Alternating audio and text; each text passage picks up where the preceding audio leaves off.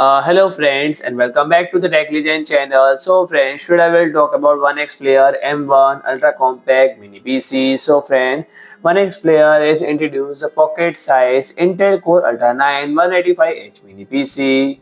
Is a compact and innovative design and support Oak-Link for high performance PC to GPU connection, and the reason for monitoring this is that the M1 and 1X GPU share the same chassis but their internals are completely different, and the 1X GPU is just a discrete card that required a PC host and power to function. In the contrast, the M1 is fully fledged PC powered by Intel Core Ultra 9 185H processor with integrated graphics.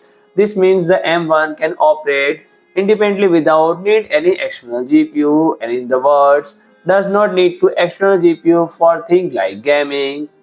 And the M1 ultra compact design measuring 200 into 120 mm which weight only 559 grams and is pocket friendly, and it uses LPDDR5 memory up to 64 GB capacity, and additionally it includes M.2 2280 SSD slot comfortable with PCI 4.0 into 4.